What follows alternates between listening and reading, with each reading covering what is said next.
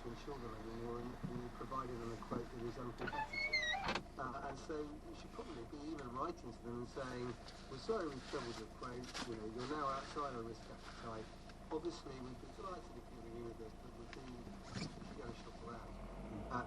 Insurers are finding that very hard to do, put their customers front and centre. Some of them are much better than others, but this is a significant raising of the bar by the regulator. Okay, James Daly, thank you very much indeed, and we'd be interested to hear more from you about your experiences with auto renewal insurance and other related subjects. You can email us at youandyours@bbc.co.uk. Now, the gambling charity GamCare says a record number of people contacted its national gambling helpline last year. GamCare said the number of calls and online messages received by the helpline rose 24% to just over 52,000. Liam Colebrook is a recovering gambling addict from Derbyshire. Jane Fay is the retreat and counselling treatment manager for the Gambling Treatment Service, Gordon Moody. Jane, if I can come to you first, I mean, why are we seeing this jump in gamblers calling for help, do you think? I mean, is it that people now know that there's somewhere to go, or is the problem just getting worse? I think really a number of contributing factors, including the one that you just mentioned. Somebody earlier in your programme was referring to COVID and the longer term impacts that we were seeing from COVID. And I think if we look back to that period, we were staying in our homes, we were stressed, experiencing loss potentially, a lot of uncertainty around employment, and people didn't need to leave their homes in order to gamble, and that's something that we're still seeing the effects from. You add to that the cost of living crisis, people looking outside of themselves to reduce anxiety and depression, perhaps looking for ways to pay bills and feed their families, and these kind of worries mean that people are reaching crisis point more quickly than they would have done in the past. But as you mentioned, yes, I think an increased awareness in the media about problem gambling through programmes like this, through the news, it's alerting people to the fact that there is a problem, and there are in fact services out there that can provide support, including Gordon Moody, which you can reach on gordonmoody.org.uk, and it's all of our services are free. And also there's just a lot of places you can gamble, including online, which must have a huge effect. Can the Betting and Gaming Council told us it's donated millions to help fund the National Gambling Helpline, and your organisation is also partly funded by donations from the gambling industry. Do you think they should be doing still more? The gambling industry, I think that the most important thing that they need to do is something that they are doing, which is to kind of acknowledge the fact that there is a problem. And I think as a society we're starting to realise the extent of that problem. So there's good work taking place in terms of having an emphasis on setting spending limits, gambling responsibly, and that's a really good way of helping recreational gamblers when it comes to maintaining control. What I would like to see is more support for the charities that are helping people most adversely affected. We'd like to see the industry promoting that support, forming stronger ties with us, creating pathways so that we can help people that need support to get to the support that they need. We have delivered training, as have GamCare, to the frontline staff of various people within the industry, and we'd like for that to continue. And of course the government has produced its white paper last year, which includes various things, further product controls, safer online games. Again, is this enough, and are things happening quickly enough? I think the review of the Gambling Act was certainly overdue. If you think back to 2005, the landscape was very different, particularly in relation to online gambling, which wasn't really a thing back then. So I'm really pleased to see that act has been reviewed, and I'm looking forward to see the changes that are suggested and seeing those changes implemented. What I would like to see is that statutory gambling levy establish support providers to allow them to continue and grow the good work that they do, because at the moment we have yet to see what the priorities will be when it comes to allocating those funds. Jane, stay with us. I want to bring in Liam Colebrook. Can you just tell us how you got into betting? What started this? For me, gambling was part of the social circles, part of life as it was, really. You know, I was a young man in my early 20s, would go out and have a few beers, go to the football and have a bet, really. It was what society deemed as being reasonably acceptable. And as far as you were concerned, in the beginning, it was just, you know, something you did for fun. Absolutely, yeah. It was a bit of banter. It was good fun. It was, you know, you win a bit, you lose a bit, and as far as I was concerned, it was really harmless. Yeah, good fun. So how did it change? And what changed it? Can you track it down? I can't. I mean, I can probably sit here in hindsight and say, do you know what? It progressively got worse, but I can't sit here and say, you know what, that was a trigger that went from being actual fun to now it's become a problem. I think you get to a point where you realise, actually, do you know what, this is beginning to affect me mentally, socially, it's affecting my family life. And at that point, then I think you realise you've got a problem. But there was a long way to get before I got there. And in the time running up to that, then yeah, there was a lot of gambling harm taking place. You say that it was a long time. How long do you think the process went in? And also, what was the effect? I mean, the financial effect must have been crucial in the end. I mean, yeah, you know, quite often the financial effect is a barometer of people's impact of gambling harm. And it is a question I quite often get asked, you know, put bluntly, how much did you lose? And you know, one man's £10, another man's £1,000. The thing that I lost the most, money can be replaced. The time with my family, the time with my kids, the time looking after myself. That's the stuff that can't be replaced. And quite often society will say, how much did you lose? And gambling harm is much, much more than the money you've lost out of your pocket. Sure. Well, I won't ask you how much you lost, but are we talking thousands? We're talking enough to have an impact on my life in a really, really severe way. But I don't want to mention numbers for the simple reason that, you know, like I said before, one man's £10 is another man's £1,000. And if you're struggling with gambling harm, it's kind of irrelevant how much you're losing. It's more important to say, you know what, this is affecting my mental health. Right. And so, when it was affecting your mental health, what are we talking about here? Are we talking about depression, or are we talking about panic? There's a lot. I was struggling with deep depression, severe anxiety. You know, I remember going to bed at night and setting my alarm for 20-minute intervals because I didn't want to sleep. And the thing that I did in the night to stay awake was I'd gamble on American sports because they were available through the night, and that'd give me a dopamine hit and get me through the night, and then tomorrow would come and we'd do it all again. So online is key for this because it was easy to do. For me, but I can only talk from my lived experience. You know, online for me was something that, you know, there's betting shops that are open. You know, as soon as you can make a cup of coffee, you can go into a betting shop. So, you know, I don't want to pigeonhole and say online's the problem, because for me that was where my challenges started. But you know, gambling could be anywhere. When did you decide to seek help? I got to a point where, you know, I'm not spiritual in any way, but I got to a point where I was gambling with my soul. You know, I had nothing. You mentioned about the finances, and of course it has a massive impact on your life.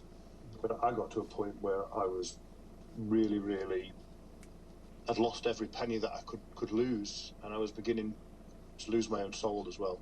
And you could read it. I think you'll know what I mean by that. Yeah. I know one of your main concerns, why you're on this programme in a way, is you just want to tell people about this and stop people in a way. And what advice would you have for anyone who thinks they might have an issue with gambling? Yeah, the reason I do things like this is to try and lower stigma. there's still a huge stigma attached to gambling harm. But my advice would be, reach out. There's a lot of charities out there. Gordon Moody and James on this forum. Quite often people speak around, you saved my life in a figure of speech. I walked out of rehab and I've not spoken to Jane since she was in my rehab, and I will hand on heart say Gordon Moody saved my life. And if you're struggling, reach out. There's a lot of charities that are very accessible. It's going to be tough, but you can turn your life around, and there's a life after gambling that's amazing. I will just go back quickly to Jane. Has the horse bolted in a way? Betting has been normalised, and Liam's explained how much of it there is around and how accessible it is. Is meaningful reform even possible now? I think so, and I think I have to believe that, really, because I would feel pretty defeated if I didn't believe that there is still an option. There are still things that we can do around focusing on younger people, looking at their use of loot boxes, skin betting, esports betting, trading cards. All of these things need to be researched and properly regulated. But I think that we can absolutely do that. We are treating people, we are helping people, like Liam. And if I may, I just wanted to say directly to Liam, we're so very proud of you, Liam. You nearly brought me to tears then, and we're so, so proud of you. Well, Jane Fay, thank you very much indeed, and also thank you to Liam. Just a couple of quick comments from you. David Clancy contacted us about Ryanair, saying I've always and will always book directly from Ryanair using their app. I can't imagine why anyone would expect to get a better deal anywhere else. Well, a 71-year-old Huck Sanderson from Glasgow emailed about our daytime dancing. She said, I was at a 50th birthday party on Saturday night.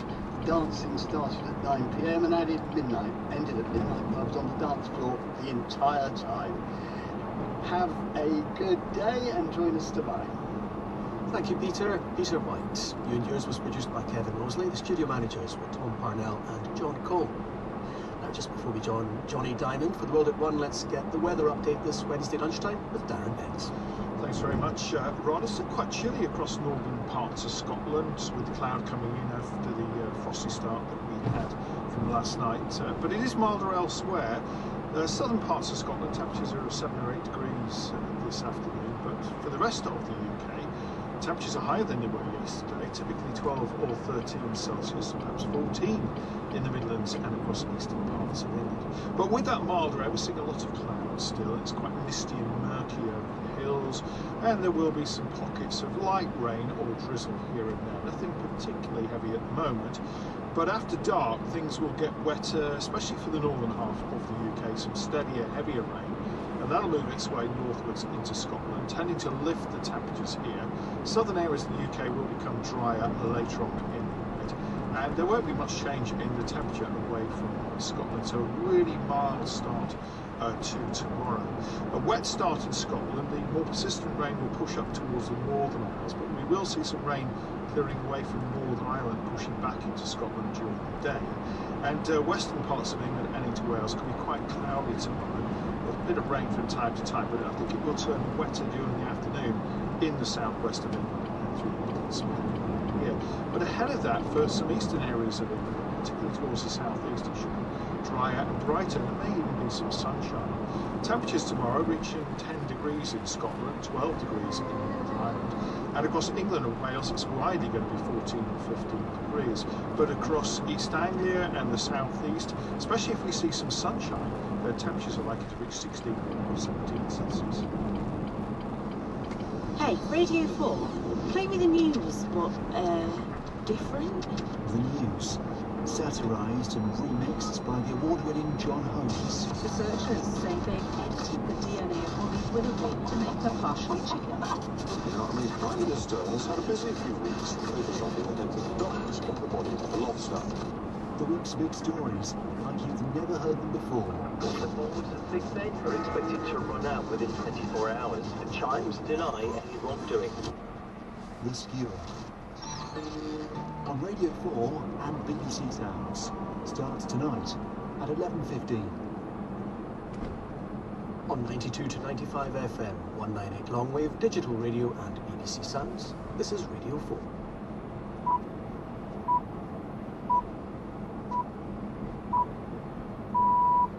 Hello and welcome to The World at One with me, Johnny Diamond.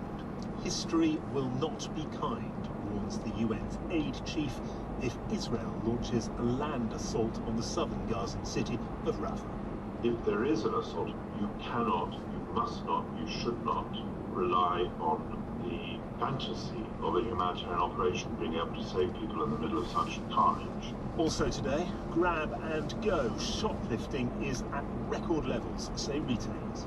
It's a daily occurrence. They're raiding our shelves, pushing us out the way, leaving. I've had things thrown at me, a basket thrown at me. It's quite horrific. The Labour leader is under pressure after suspending a second parliamentary candidate. Lord Levy, a senior Jewish member of the party who advised Tony Blair, is live on the programme. And it is Bolero Day, but Torvill and Dean are saying goodbye to all that. So Jane Torvill and Christopher Dean have done it. Another superb performance has won them the ice dancing Olympic gold medal. The BBC News is read by Tom Sanders. The president of the Palestinian Authority, Mahmoud Abbas, has urged Hamas to reach a ceasefire agreement in Gaza quickly to avoid what he called another catastrophic event. Negotiations are taking place in Cairo aimed at securing a deal, including the release of Israeli hostages in exchange for Palestinians held in Israeli jails. On the ground, Israel has ordered the evacuation of one of the last functioning hospitals in Gaza. Our correspondent Barbara Platasha sent this report from Jerusalem. Gunfire and explosions around the Nasser hospital this morning as an Israeli armored bulldozer started to flatten the buildings on the edge of the compound. A loudspeaker mounted on a drone ordered Palestinians to leave immediately. Israel's army said it was evacuating displaced people sheltering there to a safer place, but that patients and doctors could stay. Nasser hospital has been under siege for weeks. Israel accuses Hamas of using hospitals as cover for its operations, something the group denies.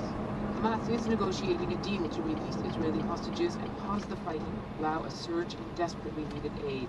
Mahmoud Abbas urged it to reach an agreement quickly to avoid dire consequences for the Palestinian people. Humanitarian chief Martin Griffiths has told this program there's only 24 hours worth of food left in Rafah in southern Gaza. Further north, Israel mounted a wave of strikes against Hezbollah targets after rocket attacks from Lebanon killed one woman and injured a number of others. Labour has said it will block anyone who isn't fit to be an MP as it responds to the row about comments made by its candidates about Israel's war against Hamas. The party has removed its backing from Azhar Ali, who remains on the ballot for the Rochdale by-election later this month, and has suspended Graham Jones, who is due to stand at the general election in nearby Hyndburn. Here's our political correspondent, Peter Saul. After Labour pulled its support from Azhar Ali and suspended Graham Jones, there's intense scrutiny on the party's vetting process for potential MPs. The Shadow Defence Secretary John Healey told today that there were strong checks in place. He argued that Sir Starmer had kept his pledge to root out anti-Semitism, but acknowledged that not everyone in the party was a saint. The chair of the Jewish Labour movement, Mike Katz, called for any Labour members who were at the same meeting apparently attended by Mr Ali and Mr Jones to be suspended if they failed to call out the language used. The leader of the Labour group on Hyndburn Borough Council, Munsif Dad, who was there, has been spoken to by party officials but is still a member. The High Court has said it will not rule on whether or not universities owe their students a duty of care. The case came to court after Natasha Abrahart, who was studying physics at the University of Bristol, took her own life in 2018 because of mental health struggles. Our education correspondent Hazel Shearing reports. Natasha Abrahart had social anxiety and had been due to give a presentation in a large lecture hall on the day that she died. She was 20 years old. Her parents have argued that the university owed Natasha a duty of care. A previous judgment said it was not clear that was the case, and her parents appealed. It was then up to the High Court to consider whether reasonable steps must be taken to avoid students coming to harm, and whether universities have a duty not to cause such harm. But today, the judge said it was not necessary for him to express any view one way or the other. He did, however, uphold a previous ruling that the University of Bristol had failed to make reasonable adjustments for Natasha. The university said its students had health priority. New figures released this morning show food prices fell last month for the first time since September 2021. The Office for National Statistics said the overall rate of inflation remained 4%. Our business reporter Peter Ruddick has the details. For the first time in more than 2 years, prices actually fell from month to month, helped by lower costs for cream crackers and chocolate products. But core inflation, which strips out volatile changes to food and energy, remained stubbornly high. There had been some concern that the rising cost of living would accelerate, so there is likely to be relief in Downing Street. That didn't happen. The Chancellor, Jeremy Hunt, said the figures showed the battle against rising prices was difficult, but being won. However, while the inflation rate remains double the Bank of England's target, the chance of a cut in interest rates remains small. The Ukrainian military says it's destroyed one of Russia's landing ships in a drone attack in the Black Sea. It confirmed it will be the second Russian landing ship, which are a vital part of its sea operations, to be hit since December. NATO Secretary General says he expects the majority of the alliance's 31 members to meet their defence spending target this year.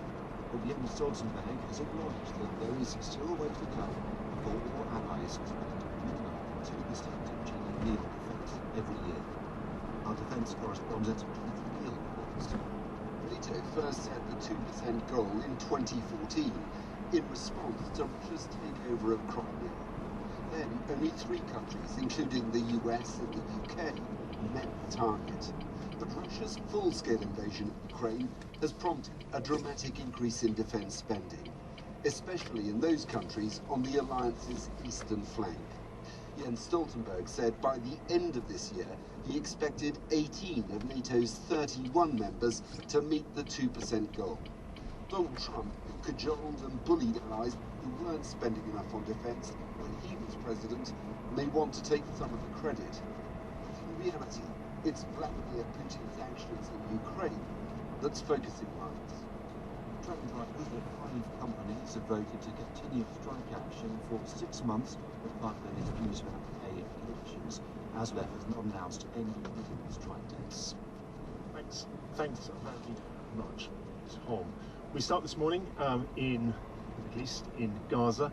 The Nasser hospital in the southern Gaza city of Khan Yunis is one of the few medical centres of any size still in operation. It's also been a place of shelter for many civilians who fled their homes. Israel says it's been used as a base by Hamas, an organisation that Israel describes as a terrorist group, and that some of the hostages seized on October the 7th were held there. It has instructed those sheltering there to evacuate. This morning, broadcast that message from the air.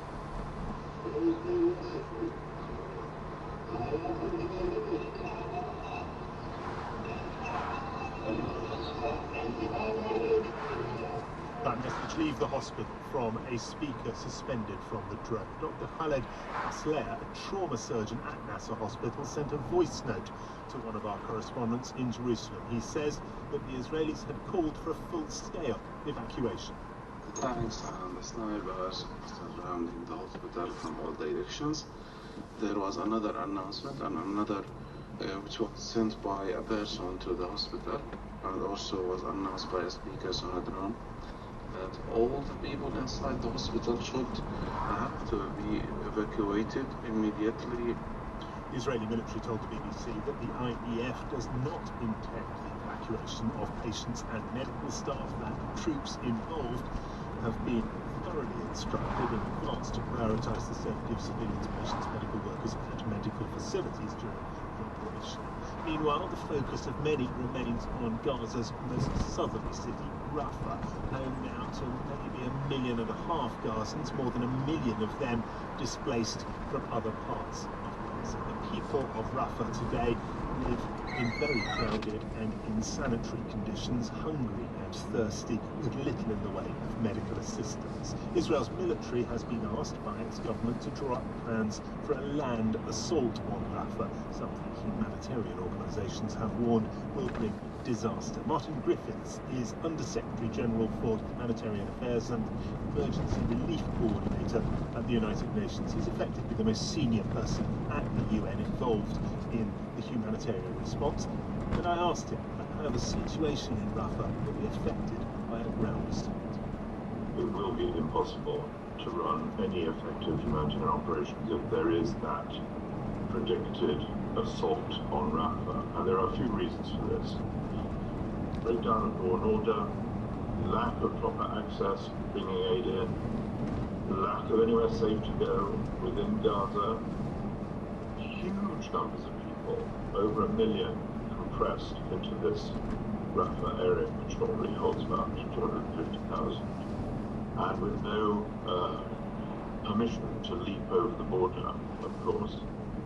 In my experience, about the most difficult conditions for humanitarian operations I've ever come across, and I've been around for quite a long time. If you don't get the guarantees, the safety guarantees that you have asked for, and if you are not able to get access for the amount of aid that you have asked for, how long can you carry on? I don't think we're carrying on at the moment. We're barely breathing down there in southern Gaza.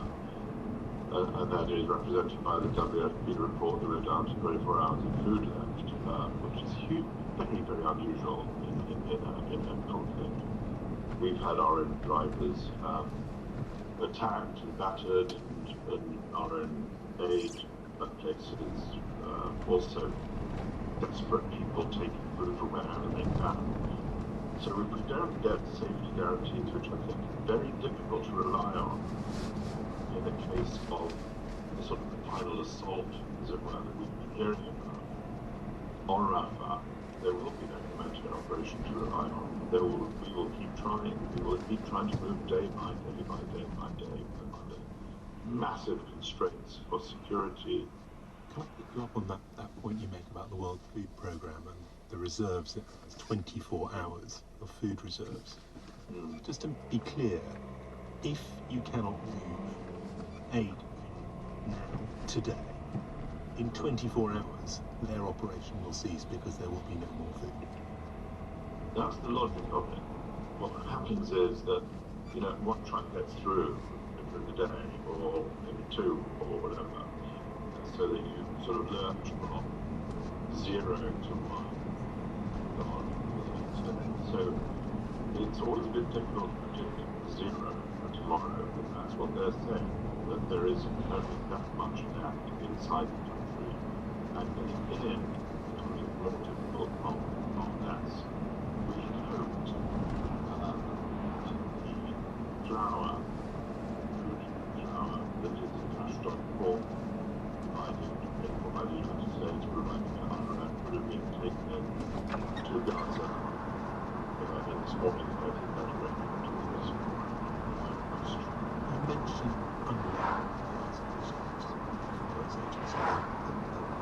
specifically for Palestinian refugees, a number of countries have offered following the Kismet.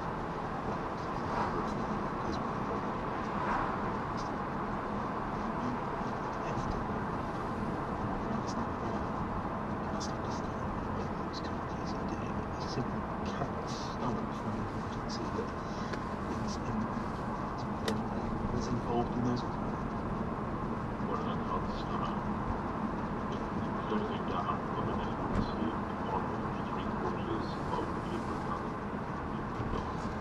life-saving assistance for the appalling behavior, absolutely unacceptable behavior of those 12 people allegedly, for which there is now an investigation.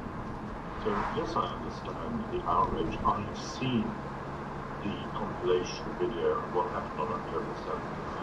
I was shocked and appalled from anybody else by what happened in those institutions. By the way, also under the danger in Rafah. possible assault, and also need to be released as soon as possible, as we have always said. But that doesn't justify closing down UNRWA, which is the beating heart, as I've said, of our operation. You know, one of the really interesting things for me about Gaza is that there's no international diplomacy and international negotiation about Gaza and West Bank, of course, there are these elements, and they are considerable, and they are a lifeline, and all the more reason not to an assault which would slaughter the remaining people in the south of Gaza. You have said that history will not be kind of the graphic version photos around the collision of Rafah. You don't believe that in this case history will be written by the victors? It's not going to be kind of what's happened so far. It will be even less kind now, because there is a choice being made, as you know. There's a choice as to whether to move in on Rafah. I understand why the Israelis want to move in on Rafah. I completely understand that. I've seen the video, as I'm saying. I understand their desire to recover those hostages, those poor people. I understand all of that. But there is a choice. And what I want to say to you before it starts is, if there is an assault, you cannot, you must not, you should not rely on the fantasy of a humanitarian operation being able to save people in the middle of such carnage. That's why I want to put out such a strong message in advance of such a choice. The choice is yet to be made. You've gone out of your way to talk about the Israeli hostages, to talk about the atrocities of October the 7th. Yeah. You must see it as unfortunate that a pretty big chunk of Israel, including its political leadership, sees the UN as, if not part of the problem, then as an anti-Israel body, and sees UN agencies in particular as systemically anti-Israel. Does that get in the way of the work you do, that you want to do? Well, it doesn't make any better or not, that's for sure, because I spent 50 years involved in conflicts around the world, as you know, and I've seen terrible, terrible atrocities in many places. Syria, I can still remember the slaughter of 120 women right in 2012, bodies being thrown onto the top of my car as they drove towards me. I've seen atrocities, and I've seen that video of that day, 27, and it rates as one of the worst atrocities. So I totally understand Israeli anger. I, of course, wish the anger was not pointed at the humanitarian community for trying to do its best, and, by the way, being killed in the process. But I understand the frustration that must be palpable. I have met the hostage families, who are people of grace and pain and need our sympathy. But I'm not the one holding the hostages. I'm the one trying to do something for the people of Gaza and acknowledging the heavy weight of this tragedy in Israel. And I'm also the one who will say, with some knowledge from the past, that the safety and security of Israel has to depend in the future not only on resolving this particular crisis with Hamas, but on creating a generation of Palestinians who will live happily and well with their neighbors. So the security of Israel is at stake here, and laying it all on the UN is an easy one. It usually happens that the UN is blamed for the faults of others. I'm not taking that anymore. I decided earlier this year I am not prepared to accept criticisms of our efforts, which are the result of the decisions of others. We are trying our best. We are not the ones holding hostages. We are not the ones preparing for that assault. That was Martin Griffiths of the United Nations. Since we spoke to him, his spokesperson has told us that several trucks of food are expected to get through to Rafah today, though that is not yet confirmed. Sharon Haskell is a Knesset member of the Israeli Parliament for the National Unity Party, which sits in Israel's governing coalition. Good afternoon, Ms. Haskell. Good afternoon. I know you missed some of that interview. Thank you very much for joining us. At the beginning, Martin Griffiths talked of carnage, his word, if Israel launched a land assault on Gaza. Does that make you pause, that and all the other warnings from humanitarian agencies, or is an assault on Rafah still essential if Hamas is to be defeated? Well, of course it's necessary. We took two of our family members that were from this particular area. I mean, Hamas leadership is holding army bases there. It's holding our family members